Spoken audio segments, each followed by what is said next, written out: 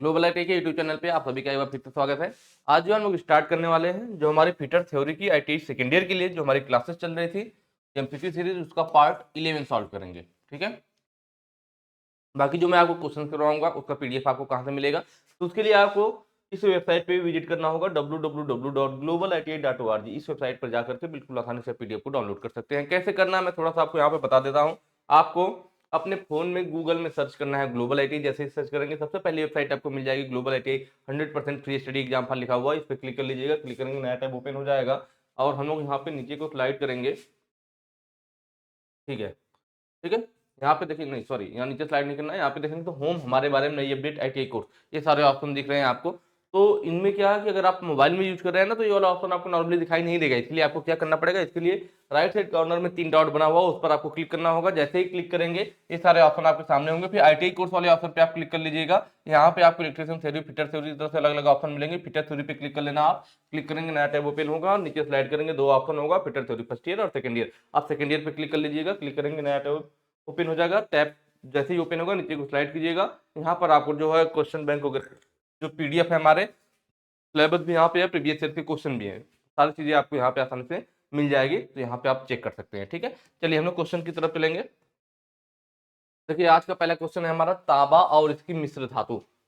ठीक है, और एक चीज मैं और बता दूं, अगर आप एक पहली बार ये वीडियो देख रहे हैं ना तो पहले इसको मत देखिए, नहीं तो फिर मजा नहीं आएगा, क्योंकि कई सारे क्वेश्चन रिपीटेड होते हैं। तो हम लोग क्या करते हैं कि जो क्वेश्चन पहले बार आता है, हमें पहली बार मिलता है क्वेश्चन पीपीटी में, पीडीएफ में हमारे, तो हम लोग उसको काफी डिटेल में, काफी अच्छे से पढ़ते हैं। लेकिन जब वही क्वेश्चन आगे उसी से रिलेटेड बार बार आता है तो फिर हम लोग ज्यादा डिटेल में नहीं जाते हैं। तो आप अभी देखोगे तो उतना मजा नहीं आएगा। अगर आप स्टार्टिंग से वीडियो देखते आओगे तो सारे क्वेश्चन अच्छे से टच करते हुए आओगे, फिर आगे क्वेश्चन करने में मजा आएगा, थोड़ा समझ में आएगा, नहीं तो थोड़ा बहुत स्किप हो जाएगा। ठीक है, तो पहले स्टार्टिंग से देखिए, 1 2 3 सीरियल वाइज देखते हैं। ऐसा नहीं कि डायरेक्ट 6 से शुरू कर दिया, 7 से शुरू कर दिया, 11 से शुरू कर दिया। क्वेश्चन कह रहा है तांबा और इसकी मिश्र धातु के लिए किस लैपिंग व्हीकल का उपयोग किया जाता है। देखिए ये जस्ट हमने पिछले वाले पार्ट में बात किया था कि हमारे पास लैपिंग कंपाउंड होता है जिसके द्वारा हम लोग प्लेट को चार्ज करते हैं। लैपिंग कंपाउंड को हम लोग क्या करते हैं, पेस्ट के रूप में लैपिंग लैपिंग प्लेट पे लगाते हैं। लैपिंग कंपाउंड को, लैपिंग कंपाउंड में हमारा क्या था, अब्रेसिव पार्टिकल था, अब्रेसिव अब्रेसिव पार्टिकल था। और क्या थी दूसरी चीज हमारी थी लैपिंग व्हीकल। क्या था, लैपिंग व्हीकल था। ठीक है, तो ये सारी चीजें थी हमारे लैपिंग कंपाउंड में। तो वही पूछा, जो लैपिंग व्हीकल का उपयोग किया जाता है किसके लिए, कापर और उसके एलॉय के लिए, कापर और उसकी मिश्र धातु के लिए। तो कौन सी लैपिंग व्हीकल का यूज किया जाता है, तो आपको याद होगा हम लोगों ने बात किया था, इसकी बात हुई थी लैपिंग व्हीकल में कि हमारे 2 टाइप के होते हैं, कि ऑयल या ग्रीस आधारित होता है, ऑयल और ग्रीस आधारित होते हैं। तो जो ऑयल और ग्रीस वाले होते हैं या फेरस मेटल के लिए यूज किए जाते हैं, किसके लिए यूज किए जाते हैं, फेरस मेटल के लिए, फेरस मेटल के लिए। ठीक है, पीछे वाले वीडियो मैंने बताया था अच्छे से, इसको डिटेल में बताया था, वहां देख लीजिएगा एक बार। और उसके बाद जो दूसरी होती है हमारा सल्यूबल आयन। ठीक है, सल्यूबल ऑयल या फिर बेंटोमाइड भी होता है, बेंटोमाइड। इनका यूज हम किस लिए करते हैं, तो इनका यूज करते हैं नॉन फेरस मेटल के लिए। किसके लिए, नॉन फेरस मेटल के लिए।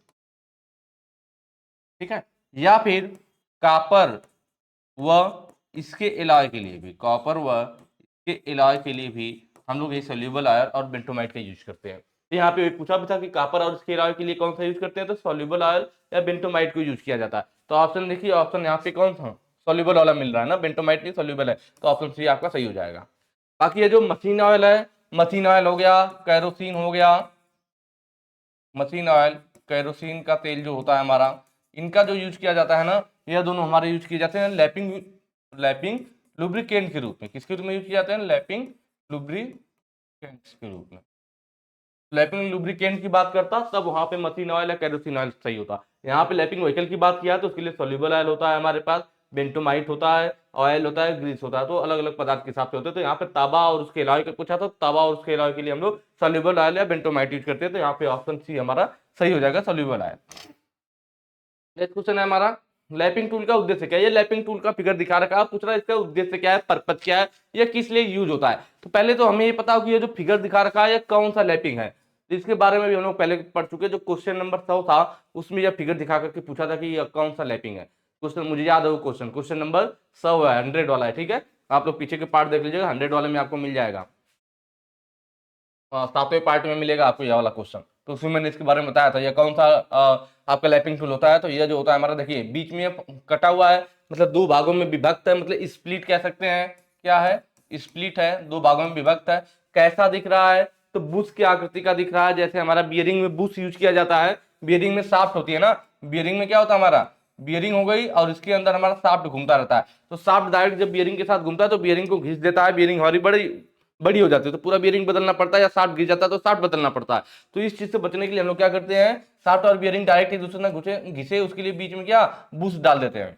जब फ्रिक्शन बियरिंग में ऐसा होता है, बूस्ट हमारा ऐसे बेलनाकार आकृति का होता है, तो हम लोग बूस्ट डाल देते कहाँ, बियरिंग में एक बूस्ट डाल दिया जाएगा। अब जो है इसमें शाफ्ट घूमेगी, जब शाफ्ट घूमेगी तो हमारा बूस्ट घिसेगा, एक पतला बेलनाकार ऐसा है, सिर्फ छोटा सा बूस्ट घिसेगा, जिसे हम लोग चेंज करके नया लगा लेंगे, तो हमारा महंगा नहीं पड़ेगा। पूरा बियरिंग बदलना महंगा पड़ जाता है, इसलिए हम लोग वहां पे बूस्ट का यूज करते हैं। तो ये आकृति भी देखिए लगभग बूस्ट की जैसी दिख रही है, तो इसको हम लोग स्प्लिट बूस्ट लैब कहते हैं। क्या कहते हैं? Split boost lab.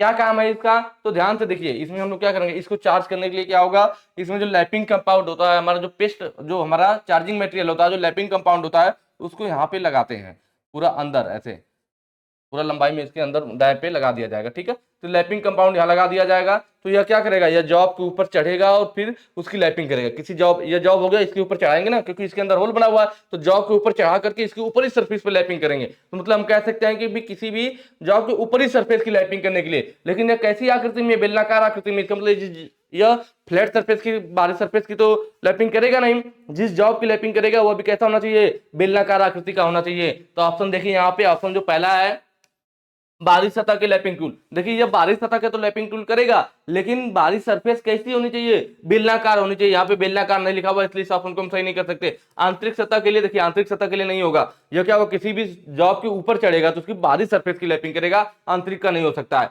सी वाला ऑप्शन है बाहरी बेलनाकार सतह के लैपिंग के लिए। देखिए इसमें बोला हुआ कि जो हमारा जॉब होगा कैसा होगा, बाहरी बेलनाकार सतह होगी, बाहरी सतह की करेगा और जो बेलनाकार हो तभी तो ये उसके ऊपर चढ़ पाएगा। तो बाहरी बेलनाकार सतह के लिए बिल्कुल सही हो जाएगा, ऑप्शन सी आपका सही होगा।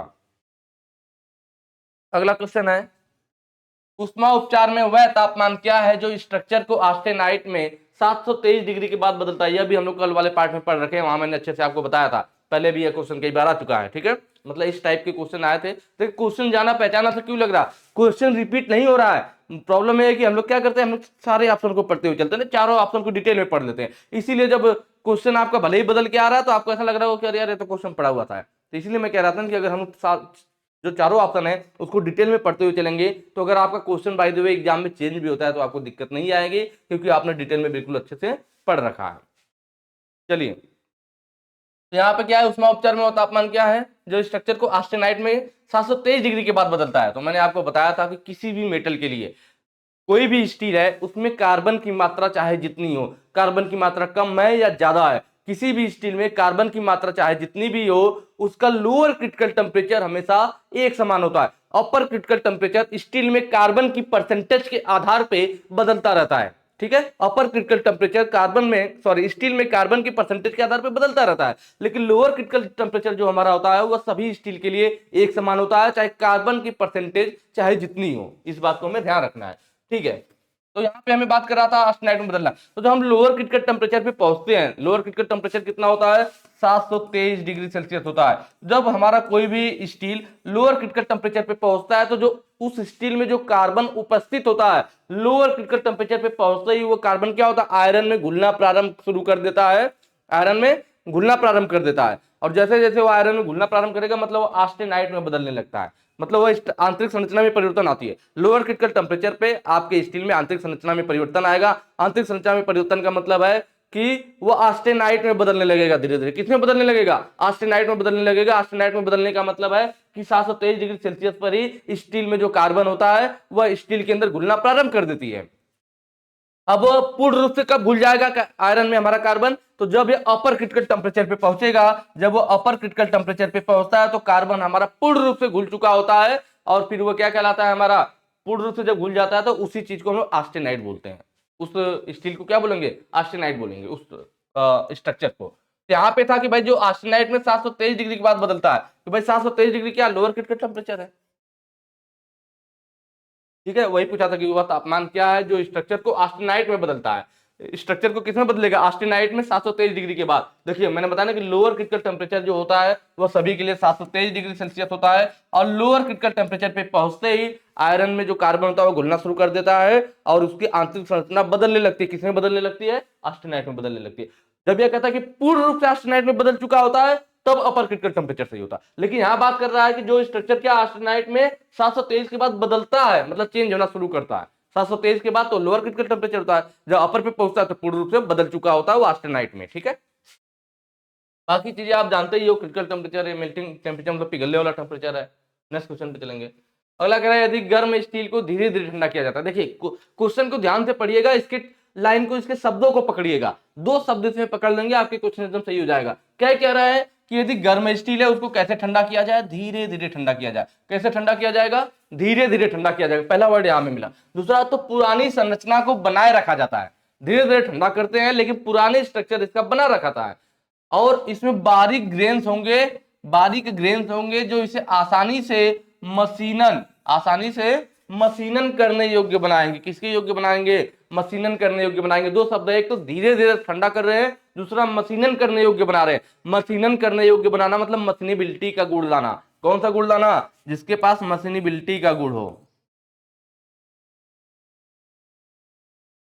मशीनिबिलिटी का गुण हो, मतलब मशीनन योग्यता रखता, मशीन करने की योग्यता रखता। मशीनेबिलिटी का गुण मतलब होता है कि जिस पदार्थ को, जिस जॉब को हम आसानी से काट और घिस सकते हैं, किसी भी रूप में परिवर्तित कर सकते हैं, उसके अंदर बोला जाता है कि मशीनेबिलिटी का गुण है। किसी पदार्थ को कब बोलेंगे उसके अंदर मशीनेबिलिटी का गुण है, जब उसे आसानी से काटा जा सके, घिसा जा सके। आप उसे अगर आसानी से काट सकते हैं, घिस सकते हैं, किसी रूप में परिवर्तित कर सकते हैं, तो इसका मतलब बोला जाएगा उसके अंदर मशीनेबिलिटी का गुण है, तभी हम इसमें मशीनों से वर्क कर पा रहे हैं। ठीक है, तो यह किसमें होता है, तो देखिए धीरे धीरे ठंडा, धीरे धीरे ठंडा किसमें करते हैं, एनिलिंग। ऑप्शन ए जो है आपका, धीरे धीरे ठंडा किया जाता है और इसी एनिलिंग के द्वारा ही मशीनेबिलिटी का गुण उत्पन्न होता है। स्टील को सॉफ्ट बनाया जाता है, डक्टिलिटी का गुण उत्पन्न होता है। डक्टिलिटी का मतलब तन्यता, जैसे तार के रूप में खींचा जा सके। ठीक है, इसकी हार्डनेस दूर हो जाती है।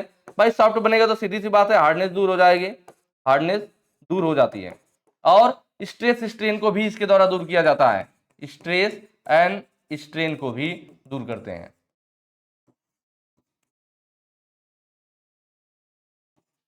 क्लियर हुआ, तो ये सारी एनिलिंग में देखिए, ये सब चीजें मैंने पहले ही बहुत अच्छे से, जब पीछे क्वेश्चन आए हुए थे तो आप पूरा डिटेल में बताया था कि एनिलिंग किस टेम्परेचर पे करते हैं और उसके क्या क्या फायदे होते हैं, सब लिख करके मैंने बताया था। तो पीछे की अगर आपने वीडियो अच्छे से देखा होगा तो ये सब क्वेश्चन करने में कोई दिक्कत नहीं होगा, आप बिल्कुल आसानी से कर लोगे। ठीक है, एनिलिंग कहाँ होता है, तो लोअर क्रिटिकल टेम्परेचर से 30 से 50 डिग्री सेल्सियस ऊपर किया जाता है। हार्डनिंग, हार्डनिंग देखिए क्या होता है, तो हार्डनिंग में हम लोग तेजी से, इसमें धीरे धीरे ठंडा बोला था, लेकिन हार्डनिंग में हम लोग क्या करते हैं, तेजी से ठंडा करते हैं। कैसे ठंडा करते हैं, तेजी से ठंडा करते हैं। तो हार्डनिंग वाला कभी हो ही नहीं सकता इसमें ऑप्शन। और इससे क्या होता है, इससे हमारे जो स्टील होती है उसमें एक नया जो ऑस्टेनाइट में बदलता है ना, अपर क्रिटिकल टेम्परेचर पे पहुंचने पे ऑस्टेनाइट में बदल जाता है। तो हम हार्डनिंग में अपर क्रिटिकल टेम्परेचर से 30 से 50 डिग्री सेल्सियस ऊपर गर्म करते हैं। तो जब वो पूर्ण से ऑस्टेनाइट में बदल जाता है, जब तेजी से ठंडा करेंगे तो एक नए पदार्थ में बदलता है जिसे हम लोग मार्टेनसाइट कहते हैं। जब भाई अपर क्रिटिकल टेम्परेचर से ऊपर करोगे तो ऑस्टेनाइट में बदल जाएगा, किसमें, ऑस्टेनाइट में। फिर वहां से जब तेजी से ठंडा होगा तो बदल जाएगा एक नए पदार्थ में जिसे हम लोग मार्टेनसाइट कहते हैं। क्या कहते हैं, मार्टेनसाइट कहते हैं। यह एक कठोर पदार्थ होता है, इसी वजह से स्टील में कठोरता का गुण आ जाता है, हार्डनेस का गुण आ जाता है। ठीक है, टेम्परिंग, टेम्परिंग में क्या होता है, इसमें हम लोग 400 डिग्री सेल्सियस से नीचे गर्म करते हैं। किससे, 400 डिग्री सेल्सियस से नीचे गर्म किया जाता है, नीचे गर्म किया जाता है, इससे ज्यादा नहीं करेंगे, 400 डिग्री सेल्सियस से नीचे ही गर्म करते हैं। इसमें क्या होता है हमारा, इसको मैं इरेज कर दे रहा हूं,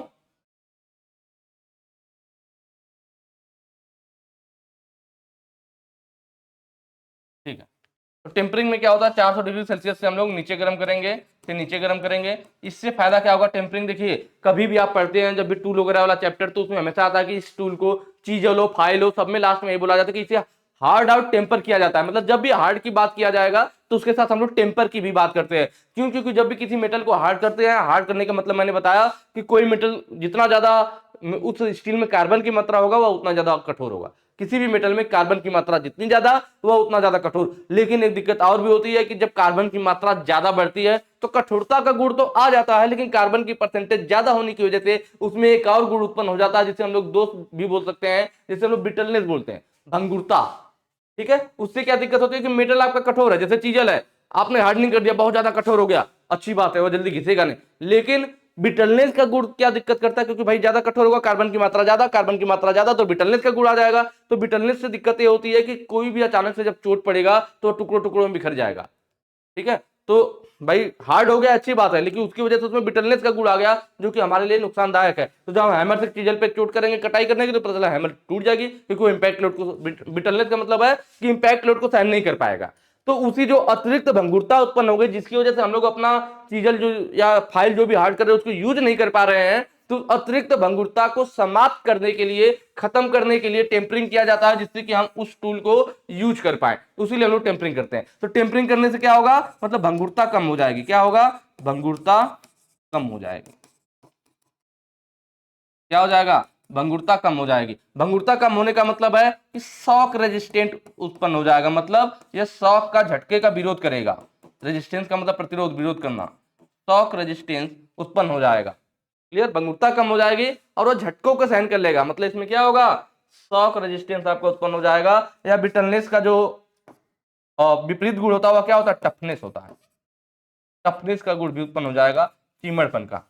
भाई भंगुरता का विपरीत गुण होता है ना, भंगुरता कम हो गई मतलब टफनेस बढ़ गई। टफनेस का मतलब क्या होता है, जो अचानक पड़ने वाले इंपैक्ट पर लोड पड़ने वाले को, जो अचानक झटका लगता है या लोड पड़ता है, उसको सहन कर ले, उसको इंपैक्ट टफनेस बोलते हैं। इसमें टफनेस का गुण है, तभी वो इंपैक्ट लोड को सहन कर ले रहा है, अचानक पड़ने वाले लोड को सहन कर ले रहा है। तो भंगुरता कम होगी, भंगुरता कम होने का मतलब है कि उसमें शॉक रेजिस्टेंस बढ़ जाएगा, टफनेस का गुण उत्पन्न हो जाएगा। किसकी वजह से, टेम्परिंग की वजह से। नॉर्मलाइजिंग में क्या होता है, नॉर्मलाइजिंग में जनरली हम लोग इसके ऊपर क्रिटिकल टेम्परेचर से 30 से 40 डिग्री सेल्सियस ऊपर गर्म करते हैं। नॉर्मलाइजिंग में हम लोग क्या आंतरिक दोष को दूर करते हैं। किसको दूर करते हैं, आंतरिक आंतरिक दोष को दूर करते हैं। आंतरिक दोष को दूर करते हैं। या फिर ग्रेन स्ट्रक्चर को रिफाइन करते हैं, ग्रेन संरचना को। ठीक है, ग्रेन साइज को, ग्रेन संरचना या ग्रेन साइज को रिफाइन करते हैं। या फिर आंतरिक संरचना को रिफाइन किया जाता है, आंतरिक संरचना को रिफाइन किया जाता है।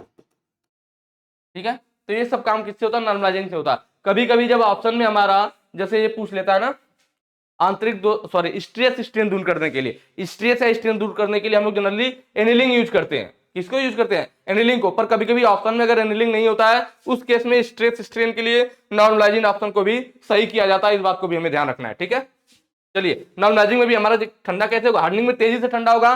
नॉर्मलाइजिंग को नॉर्मल तापमान पे ठंडा होने देते हैं, नॉर्मल कमरे के तापमान पे हवा में नॉर्मल ठंडा होने देते हैं। किसमें, नॉर्मलाइजिंग में, जबकि यहाँ धीरे धीरे ठंडा करना था, इसीलिए हमने एनिलिंग किया था। एनिलिंग में कैसे ठंडा किया जाता है, इसमें जो हमारा मटेरियल रहता है ना, उसको भट्टी में ही छोड़ देते हैं या फिर राख में दबा देते हैं, जिससे वो धीरे धीरे ठंडा हो। तो यहाँ से आप पकड़ सकते थे, इसलिए मैंने इस वर्ड का नाम है कि धीरे धीरे ठंडा कर रहा है। तो एनिलिंग में क्या होता है, हम लोग धीरे धीरे ठंडा करते हैं। इसमें ठंडा करने के लिए क्या करते हैं, भट्टी में ही छोड़ देते हैं या राख में दबा देते हैं, जिससे कि धीरे धीरे ठंडा हो। बाकी हार्डनिंग में तेजी से ठंडा किया जाता है। नॉर्मलाइजिंग में नॉर्मल तरीके से, सॉरी टेम्परिंग में नॉर्मल तरीके से नॉर्मल ठंडा होने देते हैं। नॉर्मलाइजिंग में भी वही चीज है, नॉर्मल कमरे के तापमान पर हवा में रख देते हैं, अपने आप ठंडा होने देते हैं। तीनों में कोई भी ऐसा नहीं जिसमें धीरे धीरे ठंडा किया जाए। धीरे धीरे किसमें ठंडा हो रहा है, एनिलिंग में हो रहा है। इसमें हम लोग उसको भट्टी में ही छोड़ दे रहे हैं या राख में दबा दे रहे हैं, जिससे वो धीरे धीरे ठंडा हो। तो इस वर्ड से भी आप पकड़ सकते थे कि आपको कौन सा ऑप्शन सही करना है। ठीक है, नेक्स्ट क्वेश्चन पे चलेंगे। अगला क्वेश्चन कह रहा है, एक नई संरचना बनाने के लिए तेजी से ठंडा होने वाली गर्म स्टील का नाम क्या है। देखिए मैंने आपको बताया था कि जब हम लोग किसी स्टील को गर्म करते हैं, लोअर क्रिटिकल टेम्परेचर पे पहुंचने पे कार्बन उसमें घुलना प्रारंभ करता है और वो आर्सेनाइड में बदलने लगता है। जब वो अपर क्रिटिकल टेम्परेचर पे पहुंचता है तो कार्बन पूर्ण उस पर घुल चुका होता है और उस नई संरचना को हम लोग आर्सेनाइड के नाम से जानते हैं। फिर जब उस आर्सेनाइड को, उस नई संरचना को जब तेजी से ठंडा करते हैं, तो इस वजह से उस स्टील में हार्डनिंग का गुण आता है। और वह क्यों आता है, क्योंकि जब आर्सेनाइड को तेजी से ठंडा करते हैं तो वह एक नए पदार्थ में बदल जाता है, जिसको हम लोग मार्टेनसाइट कहते हैं। क्या कहते हैं, मार्टेनसाइट कहते हैं। और मार्टेनसाइट हमारा एक कठोर पदार्थ होता है। क्लियर, तो कठोर पदार्थ होता है तो मार्टेनसाइट कहते हैं। तो इसी वजह से हमारी कठोरता आ जाती है। वो पूछा, एक नई संरचना बनाने के लिए तेजी से ठंडा होने वाली, मैंने भी पीछे तेजी से ठंडा करेंगे तो आर्सेनाइड किसमें बदल जाएगा, मार्टेनसाइट में बदल जाएगा। जबकि चलिए अभी वो आगे आगे तो बताऊंगा कि जो हमारा टेम्परिंग होता है उसमें क्या होता था। टेम्परिंग में हम लोग मार्टेनसाइट को ही हम लोग किसमें बदल देते हैं, मार्टेनसाइट को हम लोग बदलते हैं ट्रूसाइट में। मार्टेनसाइट को हम लोग किसमें बदल देते हैं, ट्रूसाइट संरचना में बदलते हैं ना, ट्रूसाइट में। किसके द्वारा, टेम्परिंग के द्वारा। किसके द्वारा, टेम्परिंग के द्वारा। क्योंकि आपको मालूम जब हार्ड कर लेते हैं भाई, तेजी से ठंडा करेंगे तो हार्ड हो जाएगा। तेजी ठंडा करने में क्या हार्डनिंग हो जाता है, हार्डनिंग के बाद हम लोग तुरंत टेम्परिंग करते हैं, तो तेजी से ठंडा करने में क्या हार्डनिंग हो गया। हार्डनिंग क्यों हो गया, क्योंकि वो मार्टेनसाइट में बदल गया, इसलिए हार्डनिंग हो गया। फिर हम लोग क्या करेंगे, टेम्परिंग करेंगे, 400 डिग्री सेल्सियस नीचे गर्म के ठंडा करेंगे, तो अतिरिक्त भंगुरता दूर हो जाएगी। मतलब जो मार्टेनसाइट हमारा पदार्थ होगा वो किसमें बदल जाएगा, टू साइड में बदल जाएगा, तो उसकी अतिरिक्त भंगुरता दूर हो जाएगी। तो टेम्परिंग के दौरान हम लोग मार्टेनसाइट को टू साइड में बदल देते हैं। ठीक है, बाकी ऑप्शन देख लीजिए। फेराइट क्या है यहाँ पे, तो फेराइट आपको मालूम है सबसे शुद्ध लोहा होता है, सबसे शुद्ध लोहा होता है हमारा क्या, फेराइट, सबसे शुद्ध लोहा। कार्बन की मात्रा इसमें कितनी होती है, तो कार्बन की मात्रा हमारी 0.008 से 0.025% के लगभग रहती है, लेकिन इसको हम लोग लगभग ना के बराबर मान लेते हैं, इसलिए बोला जाता है कि इसमें कार्बन की मात्रा 0% होती है। किसमें, फेराइट में। इसमें चुंबकीय गुण भी होता है। यह सबसे मुलायम संरचना है, सबसे मुलायम संरचना है, क्योंकि कार्बन की मात्रा नहीं है तो सॉफ्ट होगा, मुलायम होगा। सबसे मुलायम संरचना होती है यही हमारी क्या, फेराइट। आस्टेनाइट तो हमने बताया आपको कि 723 डिग्री सेल्सियस पे जब वो पहुंचता है तो आस्टेनाइट में बदलना शुरू करता है, और जब अपर क्रिटिकल टेम्परेचर पे पहुंच जाता है तो पूर्ण रूप से किसमें बदल जाता है, आस्टेनाइट में। कब, जब हमारा स्टील अपर क्रिटिकल टेम्परेचर पे पहुंच जाएगी तो पूर्ण रूप से आस्टेनाइट में बदल जाएगी। पियरलाइट क्या है, तो पियरलाइट आपको मालूम है किसी भी स्टील में कार्बन की मात्रा हम बढ़ाते जाते हैं उस हिसाब से उसमें हमारा फेराइट सीमेंटाइट पियरलाइट बनता है। तो पियरलाइट कब होता है, तो पियरलाइट जो होता है जब स्टील में हमारा क्या हो, 0.84% कार्बन की मात्रा हो। कितना हो, स्टील में 0.84% कार्बन की मात्रा हो, तो वह संपूर्ण रूप से पियरलाइट में होती है। इसमें हमारा क्या होता है, इसमें हमारा फेराइट होता है, फेराइट होता है प्लस सीमेंटाइट होता है। ठीक है, फेराइट और सीमेंटाइट मिलकर के क्या बनाते हैं, पियरलाइट बनाते हैं। पूर्ण रूप से पियरलाइट में कोई भी स्टील कब होगी, जब उसमें कार्बन की मात्रा 0.84% होगी। किसकी मात्रा होगी, कार्बन की मात्रा, तो वह पूर्ण रूप से पियरलाइट में बदल जाता है। यह जो है, जैसे हमारे पास क्या हो गया, फेराइट हो गया, सीमेंटाइट हो गया, पियरलाइट हो गया। सबसे मजबूत संरचना यही है, सबसे मजबूत, सबसे मजबूत संरचना कौन सी होती है, पियरलाइट की होती है। जबकि सीमेंटाइट हमारा क्या होता है, सबसे कठोर संरचना होती है। क्या होता है, सबसे कठोर संरचना होती है, लेकिन कठोर होती है लेकिन मजबूत नहीं होती, क्योंकि ज्यादा कठोर होने की वजह से उसमें ब्रिटलनेस का गुण आ जाता है, इसलिए मजबूत नहीं होता है। ठीक है, चलिए नेक्स्ट क्वेश्चन पे चलेंगे। अगला है, काटने की क्षमता को जोड़ने के लिए और स्टील पर घिसने का प्रतिरोध उत्पन्न करने की प्रक्रिया क्या है। देखिए हम लोग ये पहले भी बात कर रहे हैं, काटने की क्षमता जोड़ना मतलब कोई स्टील के अंदर काटने का गुण कैसे आएगा। काटने की क्षमता जोड़ने का मतलब क्या, कि स्टील के अंदर काटने का गुण आ जाए, कि वो दूसरे स्टील को काट दे। और स्टील पर घिसने का प्रतिरोध, वो जल्दी घिसे भी नहीं। कोई वस्तु जल क्या होगा, दूसरे वस्तु को कब काट देगी, जब वो दूसरे वाले से कठोर होगी। भाई दो वस्तु है आपके पास है, दोनों को एक दूसरे पे रगड़ोगे तो कौन सी वाली काटेगी, जो कठोर रहेगी वह सॉफ्ट वाले काट देगी। जैसे भाई दो आदमी है, एक पहलवान आदमी है, एक नॉर्मल बेचारा, जो पहलवान है वो नॉर्मल वाले को गिरा के मार देगा ना तो वही चीज यहाँ पे भी है कि कौन किसको काटेगा। तो काटने की क्षमता जोड़ने के लिए हमारा स्टील पर घिसने का प्रतिरोध उत्पन्न करने के लिए हार्डनिंग होना चाहिए, ऑप्शन डी। अगर किसी पदार्थ की हार्डनिंग की जाएगी, हार्डनिंग का मतलब क्या, कठोरता, अगर वह कठोर होगा तो दूसरे को काट देगा, प्लस वो जल्दी घिसेगा भी नहीं, घिसने का भी प्रतिरोध उत्पन्न हो जाएगा। किसके द्वारा, हार्डनिंग के द्वारा। अपर क्रिटिकल टेम्परेचर से 30 से 50 डिग्री सेल्सियस ऊपर गर्म करते हैं, ठीक है, और तेजी से ठंडा करते हैं, तो यही हमारा क्या होता है, आस्टेनाइट हमारा मार्टेनसाइट में बदल जाता है, जो एक कठोर पदार्थ है, तो उसे हार्डनिंग वाला प्रोसेस हो जाता है। बाकी टेम्परिंग हमने अभी पीछे बात किया, टेम्परिंग क्या है, एनिलिंग का भी हमने पीछे बात कर लिया, नॉर्मलाइजिंग का भी बात कर लिया, तीनों हमने पीछे पढ़ाया, तो मैं दोबारा यहाँ पे बता करके टाइम खराब नहीं करूंगा। चलिए नेक्स्ट क्वेश्चन चलेंगे। चरम भंगुरता को दूर करने और स्टील में टफनेस और शॉक रेजिस्टेंस को, अभी जस्ट मैंने पीछे बताया कि जब अतिरिक्त भंगुरता, जब किसी भी स्टील को हम लोग गर्म करके तेजी से ठंडा करते हैं तो कठोर हो जाते हैं। तो किसी भी स्टील में जब कठोरता का गुण, जब उसे हार्डनिंग की जाती है, तो हार्डनिंग करने में क्या होता है, अतिरिक्त भंगुरता आ जाता है। उस भंगुरता को दूर करने के लिए हम लोग क्या किए थे, टेम्परिंग किए थे। क्या किए थे, टेम्परिंग किए थे, 400 डिग्री सेल्सियस से नीचे गर्म करके, ठीक है, टेम्परिंग किए थे, तब जाकर के हमारा क्या हुआ था, अतिरिक्त भंगुरता समाप्त हुई थी। और मैंने आपको बताया था टेम्परिंग के द्वारा अतिरिक्त भंगुरता समाप्त हो जाती है। भंगुरता कम होने का मतलब है कि टफनेस का गुण आ जाएगा। भंगुरता और टफनेस एक दूसरे के विपरीत गुण है, तो भंगुरता कम हो गया मतलब टफनेस का गुण उत्पन्न हो गया। और शॉक रेजिस्टेंस, क्योंकि पहले हार्डनिंग की वजह से वो झटकों को नहीं सहन कर पा रहा था, अब टेम्परिंग करने की वजह से वो शॉक रेजिस्टेंस मतलब जो झटका लगेगा उसको भी सहन कर सकता है। किसकी वजह से, टेम्परिंग की वजह से होता है, मैंने आपको बताया था, ठीक है। ये नॉर्मल हार्डनिंग में हो गया। एक हमारा केस हार्डनिंग भी होता है, एक हमारा क्या होता है, केस हार्डनिंग भी होता है। केस हार्डनिंग, केस हार्डनिंग में क्या होता है, हम जैसे नॉर्मल हार्डनिंग में पूरे मेटल को हार्ड कर देंगे, पूरी स्टील को। केस हार्डनिंग में क्या होगा कि जो हमारी मान लीजिए स्टील है ना, तो हम स्टील के सिर्फ ऊपरी सरफेस को, मतलब इधर इधर इधर इधर, सिर्फ ऊपरी सरफेस को हार्ड करेंगे, चारों तरफ से ऊपरी सरफेस को हार्ड करेंगे। अंदर का जो होगा हिस्सा वह सॉफ्ट और मुलायम बना रहेगा, वह टफ और मुलायम बना रहेगा। सिर्फ ऊपरी सरफेस को हार्ड करते हैं तो वह केस हार्डनिंग कहलाता है। ठीक है, तो केस हार्डनिंग के बाद जब टेम्परिंग किया जाता है तो वह टेम्परिंग कितने टेम्परेचर पे करते हैं, तो वह टेम्परिंग करते हैं 200 डिग्री सेल्सियस पे। ये चीज ध्यान रखिएगा।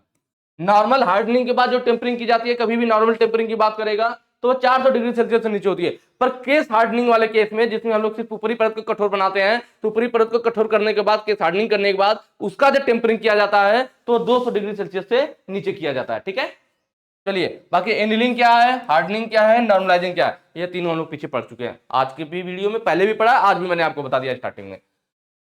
अगला है स्टील को आवश्यक तापमान तक गर्म करने और उसी तापमान में एक समय के लिए रखने की प्रक्रिया क्या है। कि स्टील को हम लोग आवश्यक तापमान तक गर्म करेंगे और उसी तापमान पर थोड़ी देर के लिए रहने देंगे, तो उस प्रक्रिया को क्या कहते हैं, ध्यान से समझिएगा। देखिए किसी स्टील को जब हम गर्म करते हैं, मान लीजिए हमारे पास कोई ब्लॉक है, कोई टुकड़ा, अभी मैं फिगर बना लो थोड़ा सा, देखो बन जाता है।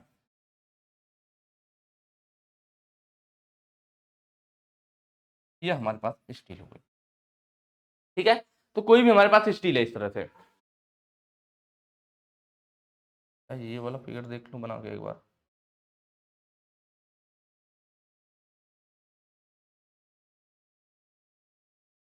ठीक है, चलिए उसको किसी को देख लीजिए। तो इस तरह से हमारे पास बॉक्स है। ठीक है, तो यहाँ पे देखिए कह रहा है कि स्टील को आवश्यक तापमान तक गर्म कर, मान लीजिए हमें स्टील को गर्म करना है कितना, 700 डिग्री सेल्सियस तक। कितना हमें गर्म करना है, या मान लीजिए इसको 1000 डिग्री सेल्सियस गर्म करना है। कितना गर्म करना है, 1000 डिग्री सेल्सियस हमें इस स्टील को गर्म करना है। हम इसको गर्म करना शुरू करेंगे। आप एक तरफ से टेम्परेचर देंगे तो भाई इधर गर्म ज्यादा होगा, बाद में टेम्परेचर पहुंचेगा, भाई धीरे धीरे पहुंचेगा ना चालन विधि से। या फिर आप ऐसा सोच सकते हो कि मैं इसको भट्टी के अंदर डाल दूंगा, चारों तरफ से इसको उष्मा, इधर से भी उष्मा मिलेगी, इधर से भी उष्मा मिलेगी, इधर से भी, इधर से भी, पीछे इधर, मतलब जो 6 सरफेस है इसकी, 3 दिख रही है, एक चौथा, एक पांचवा और एक नीचे छठवां, 6 सरफेस से इसको हम एक साथ उष्मा देंगे। तो क्या होगा, हर तरफ से यह गर्म होगा। तो जब यह गर्म होना शुरू होगा तो ये 1000 डिग्री सेल्सियस ना, तो मान लीजिए क्या होगा, 900 डिग्री सेल्सियस पे पहुंचेगा, फिर 980 पे पहुंचेगा, फिर आपका क्या होगा, ठीक है, मान लीजिए 950 पे पहुंच गया, फिर 960 पे पहुंच गया, 970 पे पहुंच गया, 980 पे पहुंच गया, फिर 990 पे पहुंच जाएगा ना। उसके बाद 1000 पे, जो 1000 डिग्री सेल्सियस पे हमारा जो ब्लॉक है या जो स्टील है इसका टेम्परेचर पहुंचेगा, तो ऐसा नहीं है कि जब 1000 पहुंचेगा तो ये पूरी स्टील का टेम्परेचर 1000 हो जाएगा। हमें 1000 डिग्री सेल्सियस तक चाहिए। जो ये 1000 पे पहुंचेगा तो जो पहले हमारा धातु, सॉरी, उष्मा के संपर्क में आ रहा है, ये 6 सरफेस आ रही है ना, तो इधर वाले सरफेस जो 1 2 3, इधर 4, इधर 5, नीचे वाला 6, ये 6 सरफेस तो 1000 पे पहुंच जाएंगे। लेकिन गहराई की बात करें भाई, मेटल जो हमारा मोटा है ना, तो ऊपरी सरफेस 6 तरफ का जो सरफेस है वह तो 1000 पे पहुंच गया, लेकिन क्या उसके बीच वाला भाग जो गहराई में अंदर वाला भाग है भाई, ये चारों तरफ पहुंच गया, तो क्या अंदर वाला भाग भी 1000 डिग्री सेल्सियस तुरंत हो जाएगा? नहीं होगा।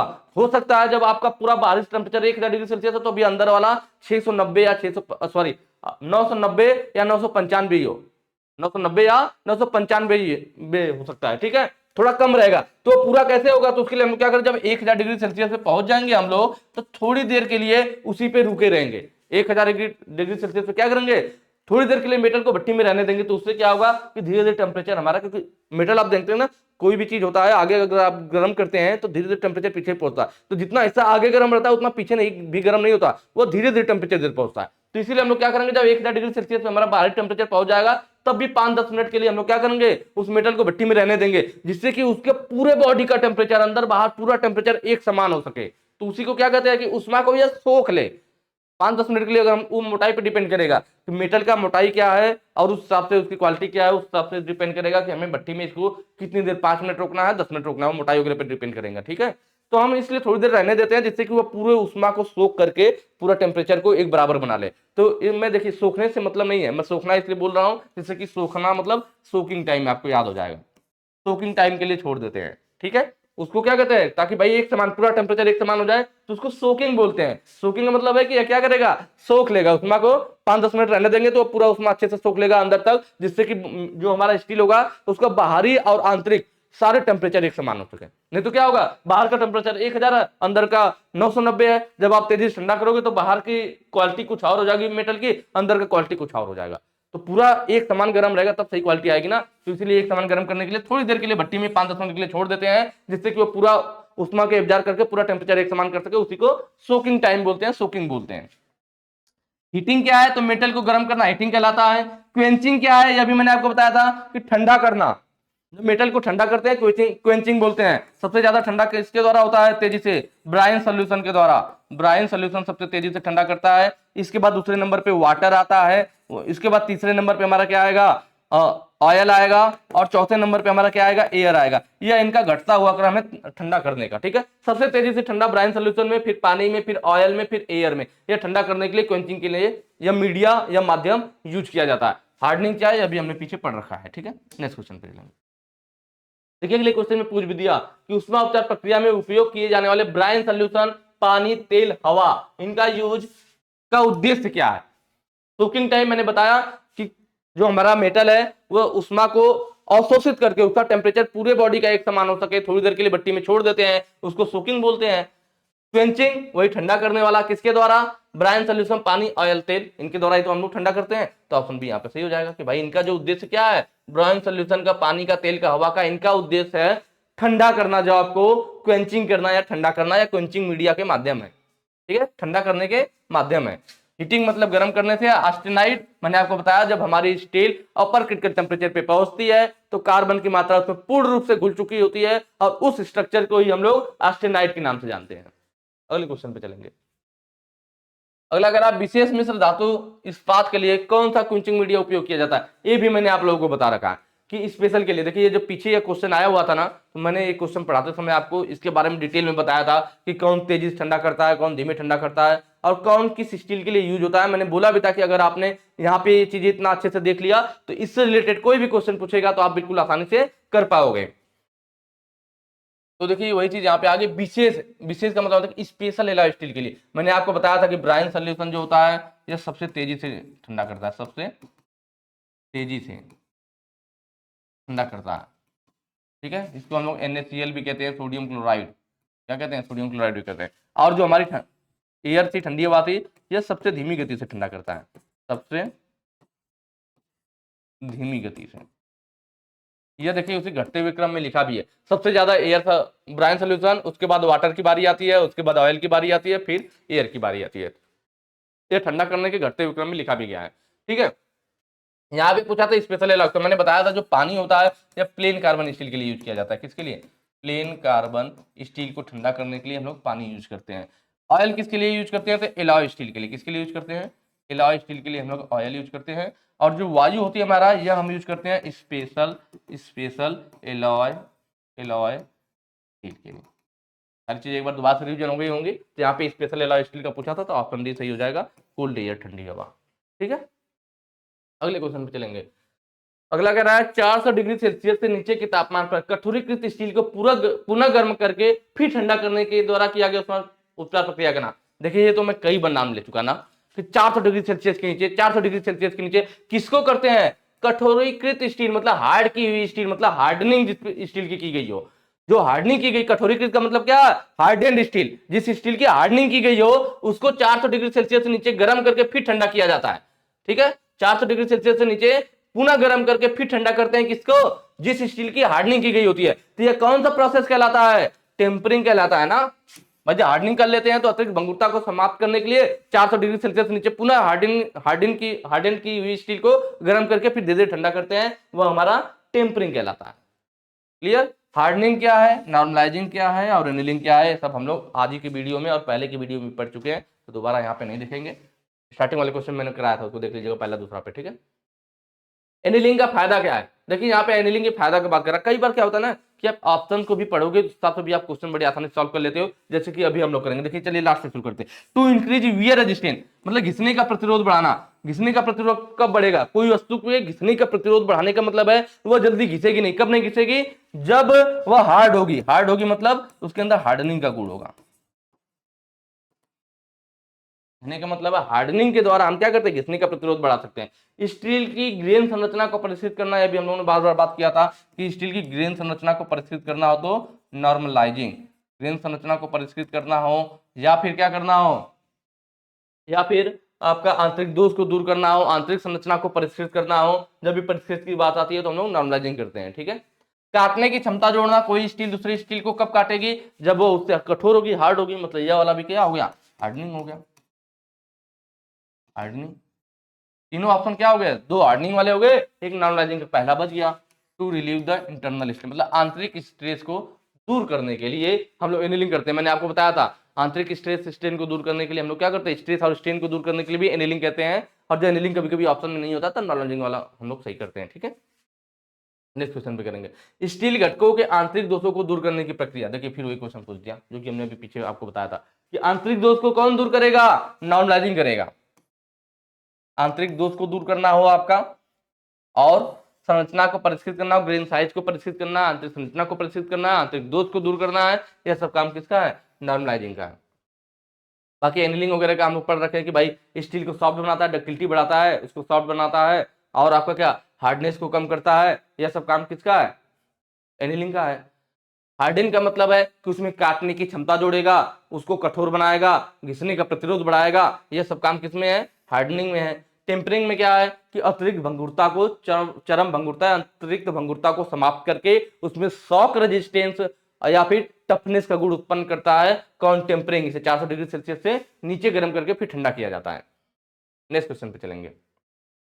अगला कह रहा है हल्के टार्क को संचरित करने के लिए किस की का उपयोग किया जाता है। यहाँ पे देखिए की के बारे में बात कर रहा है। ठीक है, ये क्वेश्चन भी पहले इस टाइप के हो रखे हैं, मैंने डिटेल में आपको बताया भी है, फिर से देख लेते हैं एक बार। देखिए हल्के टार्क को संचरित करना है तो किस की का उपयोग करते हैं हम। जनरली हमारा दो टाइप का की होता है, एक सैडल की और एक शंख की। सैडल की वह की होती है जो सिर्फ और सिर्फ जिसके लिए खांचा हब में कटा होता है, शाफ्ट में कोई भी खांचा नहीं काटा जाता। जबकि शंख की में क्या होता है, उसके लिए शाफ्ट और हब दोनों में खांचे काटे जाते हैं, तो वह शंख की कहलाती है। ठीक है, तो यहाँ पे जो पहला सैडल की है तो यह देखिए सैडल की हो गया। बाकी जो तीनों हैं, तीनों दे रखे हैं, उड्रप की, गिव हेड की या फीदर की, यह शंख की के टाइप है, और पहला सैडल की है। सैडल की हमारा दो टाइप का होता है, फ्लैट सैडल की और हॉलो सैडल की।